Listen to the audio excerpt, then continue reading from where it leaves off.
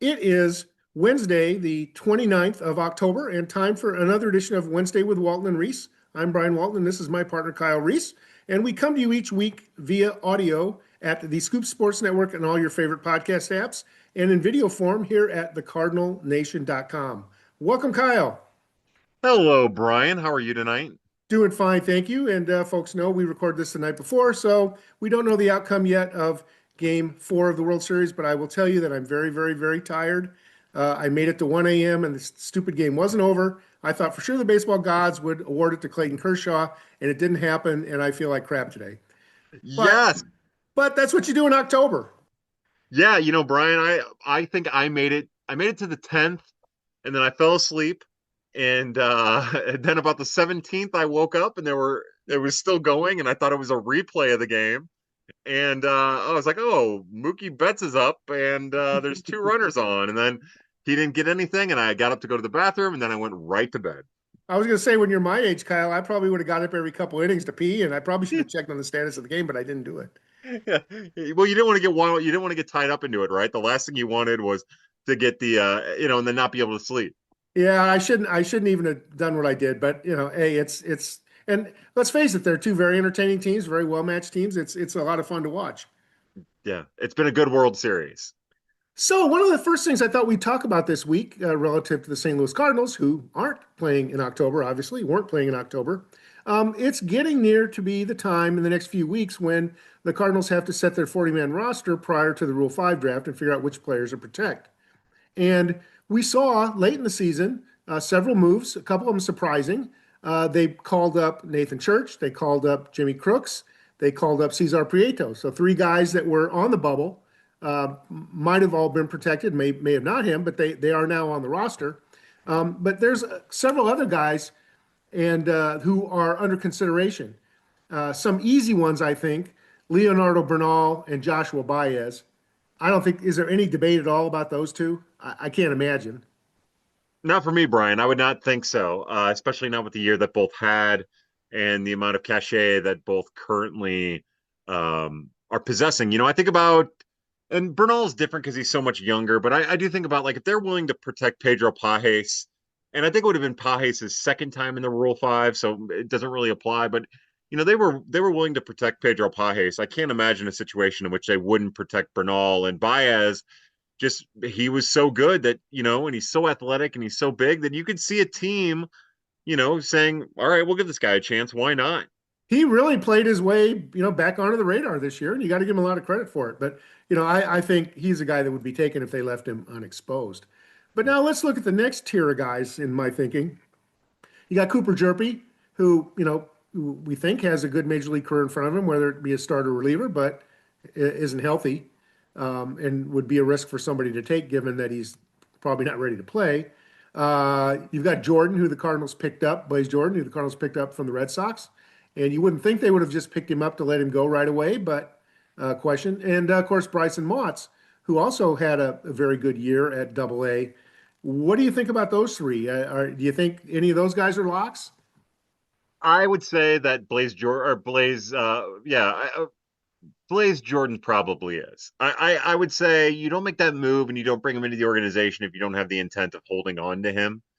The other part in this, of course, Brian, as everyone knows, is going to be how do you scrape the roster down to get to those guys. Now, I think about the position the Cardinals are in as an organization as they enter 2026, and I would not want to lose any of those three. I feel like the last thing you need is to lose that kind of talent that's cheap and affordable and might have a major league career in front of them.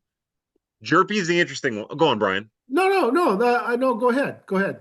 So Jerpy, of course, is the interesting one because of the IL of it all. I don't know what to think about that.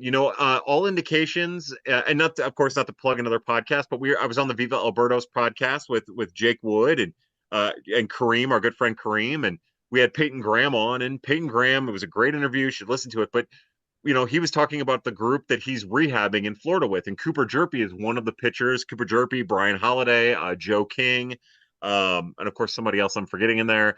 He are all part of the group that are down there every day rehabbing together, and I think that that's a positive sign for Cooper. I don't think that this is a Adam Kloffenstein situation where he's going to get he'll find his way out of the organization. But that's a supreme talent. I think they've got too mumuch invested in him. I think they'll keep him.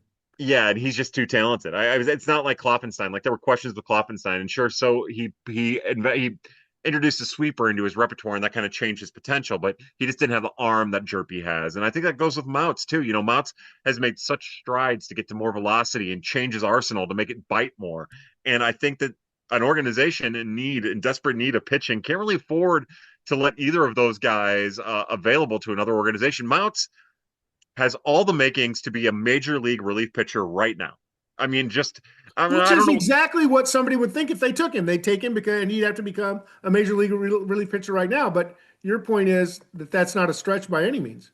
exactly, Brian. Yeah, I think that you would see a smart organization say, well, we could use him as a opener, maybe get 2 innings out of him every 5 to 10 days, and use him out of the bullpen, and keep updating his repertoire and keep updating his repertoire. So those three in particular, while I'm not the biggest Blaze Jordan fan, I do think that you don't bring him into the organization if you're going to leave him exposed and let somebody else take a chance on him, especially with the contact tool. Now let's look at the next tier of guys. Hansel Rincon had a very good year coming back, then got hurt. We don't know how long he's out, I don't think, unless you know. No. Max Rajic was good at Double A, not very good at Triple A. Pete Hansen, solid guy, but probably not going to get picked, maybe. And then one of your buddies, Mr. Love, who's a very effective reliever at Double A. Those guys, they may be the roll the dice kind of guys, right? Yeah, I think some team might look at Max Rajic. So Max Rajic really is the fulcrum of protection on Rule 5, in my opinion. I would think that the Cardinals are kind of in a spot where, again, you might be a little bit more cautious with this type of player. You might say, all right, we just need to tweak his fastball a little bit more. He's made progress with his changeup. That curveball is still potentially major league caliber. Let's just find a spot for him on the 40 man and see if we can continue to work with him. But I do think that he's the type of pitcher that other organizations aren't going to be aggressive adding in the Rule 5. I just don't think he has enough. I think there's a conditioning issue that I think a lot of people will look at because he's kind of not like he's not thick the way that I like a thick man, but I would like him to I would like for him to just be, he's kind of round. He's got kind of a stocky build. And he's never really been able to work through it. So that's all just to say that I think that there are things that would impede a different organization from taking him. But I do think that there's a chance that the Cardinals might add him just in case. All right, so let's just talk about the math now. We had 5 guys for sure, and you said Rajic would be 6. Potentially. Potentially 6. So hold that number. Right now, the 40-man roster has 41 because Zach Thompson had been on the IL. Miles Michaelis will leave. That leaves them with a full 40-man roster. Now, I'm looking at guys they can shed. Now, granted, they're going to be trades, they're going to be movement, but not in the next 30 days, not in the next 3 weeks, right? Winter meetings, and, we can't expect the roster to get fixed via trades before they've got to do this Rule 5 protection. So now you look at the back edge of the roster and you say, who can you trim off? Zach Thompson, I don't know. Is he lost? Is he ever going to come? I don't know where Zach Thompson is or where he stands right now. Fermin, I thought they'd keep Fermin around because he could play shortstop, but they wouldn't play him there. So I don't know his value. Ciani, they love Ciani, but Nathan Church kind of makes him redundant. Did Koperniak play himself off the roster? And then relievers, I mean, Nick Riquet, who we're not sure why he got added in the first place, maybe. Yeah. Munoz, Veneziano, the new guy, was okay. There's not, I guess what I'm trying to get to is there's not a lot to trim. Yeah. In my 6? Opinion, you could probably get down to 6 if you really wanted to. You said, Veneziano. I think about, depending on what you want to do with, because you have time in the off season with non-tenders, John King, if you could really make some of it work if you got down to it. I do not have the thing up in front of me. The Yohel Pozo of it all is another name that comes up depending on the health of Ivan Herrera. They'll get that updated. They'll make those decisions at the last minute. But I do think that with a little bit of work, it wouldn't be hard to be extra cautious with your non-40 man, soon to be 40 man, and maybe a little bit more willy-nilly with some of those other players. I will tell you, I don't recall in recent years 9 guys getting added if you count the 3 that got added in September. But maybe it's time or maybe it's getting close to time. I will say I went back and did some research, Kyle. Ah, In the major league phase, and the major league phase of the Rule 5 draft is what we're really talking about here. More often than not, the Cardinals don't lose anyone. They've only had 9 guys selected in the last 23 years since 2002. And they and usually don't pick anyone either, 8 in 23 years. And uh, of those 17, the 9 they lost and the 8 they picked up, 7 of those got sent back. So, I mean, we're talking about Luis Perdomo, Matt Bowman. Ryan Fernandez had a good first year and he lost all that positive WAR with a bad second year. So Mhm. there's just the Rule 5 draft. We spent a lot of time talking about it, and I'm as guilty of it as anybody. But the reality of what actually happens is only a small percent of what we discuss. Yeah, great. That is a great way to put it. Brian, I guess Connor Thomas would have been the last person they lost in the Rule 5. That's Who was correct. it? Who was it before then? Chris Ellis in 2018. Did Whoa, was it the Rangers. Braves? Rangers. Ah, Rangers. so Chris Ellis was part of the trade to the Braves, right? And then Yeah. they got him back, and then that's when they lost. Okay. And in the minor league phase, last year was Trent Baker, Yeah. Henry Gomez, Aaron McKeithen, Brandon Comar, Lisandro Espinosa, Augusto Calderon. Nobody that you really, worry about. Now, the guy they picked up a couple guys last year, Mosqueda, Odani or Mosqueda, who pitched really well in relief for Memphis, and Miguel Ugueto, who's down in the, down the fall league right now. So, there's some potential in the minor league phase, but the major league phase, I mean, it was Ryan Fernandez, Wilking Rodriguez the year before, who was like 33 years old, and they were hoping to catch lightning in a bottle. And then before that, it was Matt Bowman back in 2015. So Rule 5, much more is discussed than actually happens. Matt Bowman's still floating around too. How fun is that? Yeah, yeah. The guy made a nice career out of being the 39th guy or 40th guy on a 40-man roster. But Yeah. he still has had a nice major league career, which is was something we'd all dream of. I guess where I'm getting to is of those 6, I mean, the past would tell me they might protect 3 and gamble on the other 3, and they probably won't go anywhere. But Yeah. we'll see. I think that that's a good call. Well, so Brian, who are the 3 you think they would gamble, or they I would? think I think Bernal, Motts, and Jerpy are my top 3. And Okay. I know they just got Jordan, but a first baseman who isn't particularly athletic and isn't necessarily major league ready. Usually pitchers get taken more often because you can stick them in the back of the bullpen. Now Yeah. with a designated hitter, you got a 4-man bench. It's kind of hard to hide a guy like that. Yeah. That's a really good point. Catchers make sense.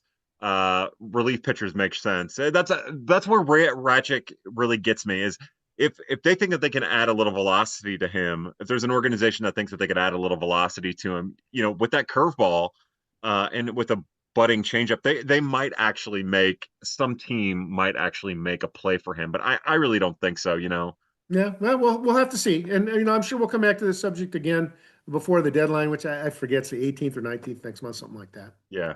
Um, So another topic that I wanted to discuss briefly was that one of our listeners asked me about JJ Wetherholt and his odds of course starting with St. Louis next year, and we've talked about that quite a bit. It's really going to be, I think, up to him how he plays in camp. Of course, we don't know what his competition is going to look like yet on the roster, but I mean, the guy has his chance to do his thing.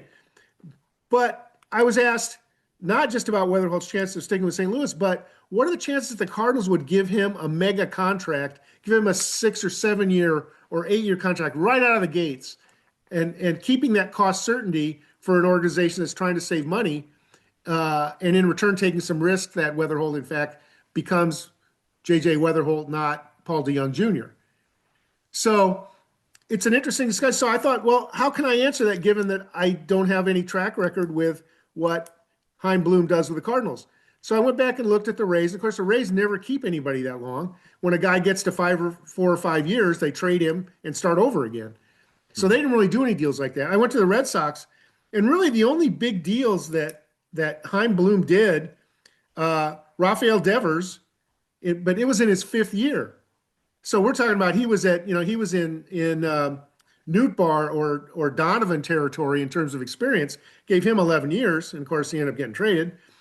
Then they felt like they had to do something, so they went out and brought in Trevor Story. But again, it was a major league deal, 6 years.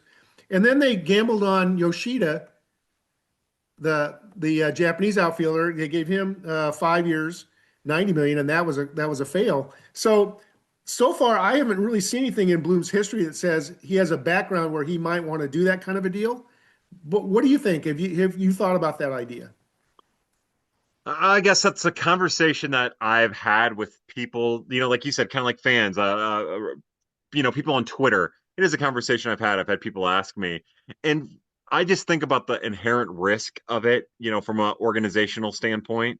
Even if it's a relatively affordable contract, I think about John Singleton. It's a whole different beast, a whole different player, a whole different type of player with the Astros. You swing and miss on that, and all of a sudden, 5 years, $27 million, you're in the hole, and it doesn't work out. Or like you said, Paul DeYoung, even Colton Wong's contract, when they gave him the extension early on, none of that really panned out. And then, maybe you build a buy-in or a buyout in, and then you're still giving them X amount of millions of dollars to get out of it. So, I think that if they really believe in him, it's the exact thing that they should do. I really do believe that. If they believe in him, if they really think that he's that, then yeah, it's not going to hurt to go talk to him, see what it means. Or do you wait until after the 2027 labor deal gets, ironed out? You don't know how that's going to affect behavior of teams either. Yeah, Brian, as you asked the question, and I get caught up in like the moment of it all, that part of it never even came into my mind, and that is probably just what it boils down to. I would not expect the Cardinals in their current state to get locked up in any long-term contracts. I agree, Kyle, but look at it from the PR perspective. The new face of the franchise, sell tickets, sell Wetherholt is the future. Of course, they have him 6 years anyway Yeah, without signing him. yeah. I think the problem with that is I think that we as a fan base, and I think the attendance would point this out, is I think we've become kind of skeptical of what we are being sold by the organization. And I don't think that selling him as the face of the organization by giving him a contract is going to do anything. It's not until he gets on the field and plays and produces that the fans are going to back him up as the moving forward face of the franchise. And it could backfire. I'm not saying it will, but it, Yeah. it could. And then you're, Well, you know, you're in a terrible shape again. So, well, okay. he's a different personality than Harrison Bader, but I think back to Harrison Bader getting trotted out as the sort of face of the organization when the Cardinals introduced the blue jerseys for Saturday games, and that backfired too. It was, why are you sending out Harrison Bader? Is this the best we can do? And Bader had a little bit different of a personality. They're different players, different personality, but they both are hard workers who play the game 100% all the time. And that sentiment backfired back then, back before we were this discontent with the product. All right. In other news, winter ball has started, and so doing a report periodically. And the stats don't roll in that fast, so I probably do it every couple of weeks. But some of the players are playing, and you can read about this in Cardinal Nation. Ramon Mendoza, who's a switching infielder, played with Springfield, is down in Mexico. Jeremy Rivas, Carlos Linares, Jose Davila, Mike Antico, Zach Plesac, interestingly, and Mosqueda, who we talked about, are all playing in Venezuela. And Mosqueda's doing well early on. Nice to see Jeremy Rivas playing. He's a guy that we've talked about. It's kind of leveled off at AA, but still might have a chance. Antico's not playing particularly well. And Zach Plesac, bless his heart. I hope he's active somewhere next year. Yeah. Good luck, Zach. Uh, in the Dominican, Prieto's playing, and he plays down there every year. Brian Torres, who's been an MVP in winter ball, came in third in the batting race in the International League, led the International League in on base percentage last year, is hitting like 400 already in winter ball. The guy's really good, but he seems to be blocked. The Brian Torres of it all is really interesting, Brian. That the more I think about it, we've talked about Torres and we've talked about Curtis Taylor as kind of being those older players at AAA that just didn't get an opportunity, and really you worry about like when you dig into what they do and how they do it, you worry about like if they were to get that chance, if they'd even have success. But a team like the Cardinals, you just think like it'd be really nice for those guys to get a chance at the major league level. I mean, all Brian Torres does is hit, hit, hit. He's done it since he entered the organization out of independent ball. And just be nice to see a player like that get rewarded with an opportunity, because you just never know, really. Yeah, yeah. Well, as we talked about before, there's 40-man roster issues. They've got to sort through what they have. And going back to Wetherholt for a minute, I was thinking, there might have been pressure to do these kind of a contract with a Nolan Gorman or a Jordan Walker when they first came up. So those are other reasons to say, pump the brakes on spending a lot of money and locking up commitments. Exactly, and that was kind of also what I was getting at with like the fans. I don't think that you're going to be able to sell him as a face of the franchise until he produces, and I think that part of that is Carlson and Walker and Gorman and all these prospects who have not panned out the way that the Cardinals or even myself thought that they would. I think that we've become a skeptical fan base because of the way baseball has gone, really since 2018, minus the 2022 season, with a lot of like middling, aside from a historic win streak in September. Like, I don't think that you're going to be able to fool a fan base. I think they're going to say, well, it's a lot of pressure on that kid. Good luck, but what can he do without X amount, without this, without that, without this? So, It's going to be really interesting to see what Heim Bloom's early signature moves are. you know, because or he understands the the view of the front office in the eyes of the fan, and he's a new guy. He's still in his honeymoon period, but folks are going to be watching very closely, and likely it'll be in the trade market where he makes his name as opposed to any big signings, internally or externally. yeah, or if he even gets an opportunity to do it, aside from moving, until after the whatever collective bargaining agreement is eventually agreed upon in 2027 or Yeah, 2028 or I don't mean 2020. he's going to go out and sign Cody Bellinger. I didn't Yeah, mean that. yeah, Yeah. yeah. And it's reasonable to anticipate that his first move is going to be a sell of one of the two, but probably three veterans who are looking to find their way on a competitive team. Yeah. Yeah. All right, Kyle, I want to spend a few minutes before we break this time. You were telling me about an article you read at Baseball America, who does some very interesting research. And what I got out of what you said, and I may not get it right, but you said that they have drawn a correlation between guys who throw really hard and longer careers. Now that seems completely counterintuitive to me. So I'm curious, did I understand it right? And if so, how did they come to that conclusion? What All right, Brian. So here's the deal. JJ Cooper at Baseball America put together this study, and that is the gist of it. The way that you introduced it and the way that I kind of framed it to you is, by all accounts, you have a better chance of having a longer career in Major League Baseball if you throw harder. Now, there's no way that I will be able to do this article justice. You need to subscribe to Baseball America and you need to read it. The name of the article is, and I want to make sure I have this right. To have a lengthy MLB career, pitchers need to throw harder. And it was in response. This article was written after Cam Schlittler, whose name I'm surely mispronouncing for the Yankees. Anybody Uh, who watched the playoffs went, who e- is this guy? exactly, and his busting out into the scene, becoming what he was, kind of a overnight sensation to the vast majority of baseball public, was the catalyst for this. Because with Cam, he was, and I haven't really thought it out, but whoever a back end of the rotation projecting 93-ish mile an hour with fringy stuff. Um, maybe Sem Robersa. Maybe he's like the Cardinals version of Sem Robersa. He had some interesting stuff. He was a late rounds pick, topped out at like 93, didn't really do anything fantastic. And then he started throwing harder and started throwing harder and got into pitch design. And then his velocity got up into the high 90s and his off-speed offerings were all up in velocity. And so JJ Cooper did a lot of different things. Like, he tried to, and again, I have not done any of the research into his research. I'm going fully on what he wrote in this article, and I'm letting my own confirmation bias do a lot of the work here, because this is kind of what I've always thought. But he goes into, kind of divides every category into five. So the amount of wins, the amount of starts, the amount of innings pitched, of draftees, and he breaks those into five categories. And it's like 2 miles an hour above average, a mile an hour, 2 miles an hour or more, uh, above average on your stuff, 1 mile an hour, league average, 1 mile an hour below, and then 2 miles an hour or more below. and he monitored innings, he monitored starts, appearances, and like longevity, and also how quickly you get to the majors. And he did all of the work, and in every instance, the harder you threw, the more effective you were, and also the longer you last in the league. Now he was very quick to point out that what this does is it also throwing harder absolutely increases your chance of injury. There's no doubt about it.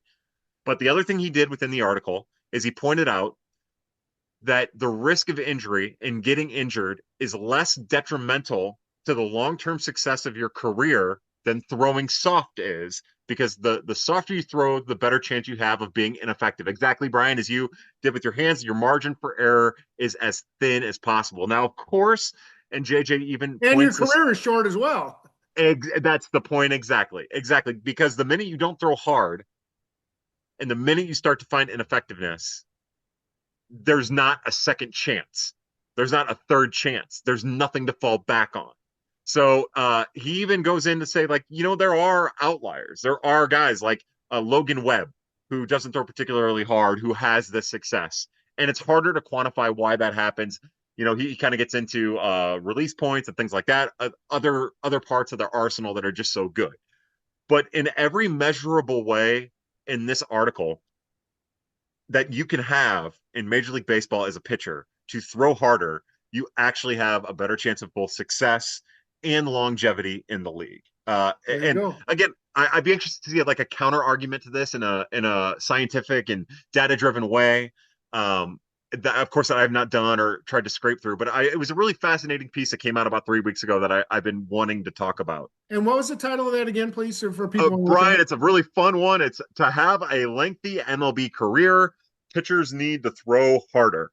Well, he said the whole finding in the title. Yeah, Very yeah, good. yeah. Nothing like not leaving any doubt for the audience. So as long as we're selling, since we sold Viva Alberto, so we sold VA, now we're going to sell the Cardinal Nation. Okay. Yeah. I don't do this very often, but there is a special 10% off on a year subscription to the Cardinal Nation that I'm running between from now through the end of Halloween, so the end of the week. And you have to use a special code. It's an easy code to remember. It's Kyle, Kyle. If you enter the code Kyle, you get 10% off your subscription right off the top. So you heard it here. I'm not making this up. Go try it. You'll like it. And if you don't like the site for whatever reason after in the first 7 days, I'll give you your money back because I don't ever have to do it. That is awesome, Brian. I look forward to posting that on Twitter tomorrow and seeing how that goes. There you Uh, go. how funny, Brian! I'm going to do some selling for your website as well. A little behind the scenes, pulling back the curtains on our conversations, and we've started to compile, and you've started to do the processing of our top 50 prospects, and that'll be coming out soon. And everybody knows the deal there, but that's right around the corner. We're working on it, and you're going to want to be a part of it. Yeah, before Thanksgiving, we'll get started with the 50 countdown, and that'll basically carry us all the way up to winter warm up in the second part of January, in which time we'll hopefully both be there and meet some old Cardinals and maybe some new ones by then. Yeah, and then we'll finally get to talk about how I forgot Tink Hence on the list, but that's a whole different story. We don't want to spoil anything just yet. The Hens family admit nothing. Kyle didn't mean anything about it. It was just an honest mistake. We fixed it. Nobody will Hey, ever look, know, except he just told you all. yeah, except for look, when you don't pitch, it's hard to remember you. There you go. Sorry. Oh boy. Oh boy. Oh boy. Oh boy. Oh boy. Oh God. Hmm. All right. So with that, we're going to conclude the 29th of October edition with Wednesday with Walton and Reis. Next week, hopefully we'll be coming to you. I'm going to be down at the Fall League, and so you'll get to look at somewhere different other than the second floor of my house. Kyle, there's no telling where Kyle will be. He might be on the street or, his background's, well, maybe it's stabilized. But for a while there, he was rather transient because of the terrible storms in St. Louis.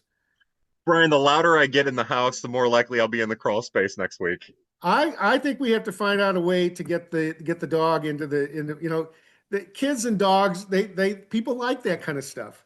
It's true. It's true. Yeah, maybe next week. She did. As Ashley tells me, the dog ran away when I started talking really loud. So yeah, we'll have to get the boy in his Halloween costume next week, 3 or 4 days too late. There But you go. yeah, no, man. Kyle, just stay out of his candy stash, okay? That's another funny story, Brian. Probably not, but the candy stash is going to be hidden from me because Yeah, I am a maniac. yeah, yeah. All right, folks. Well, thank you for listening and watching this week, and we will catch you next time. Remember that code KYLE for 10% off the Cardinal Nation, but only through Halloween. So don't wait. Talk to you Uh, next time.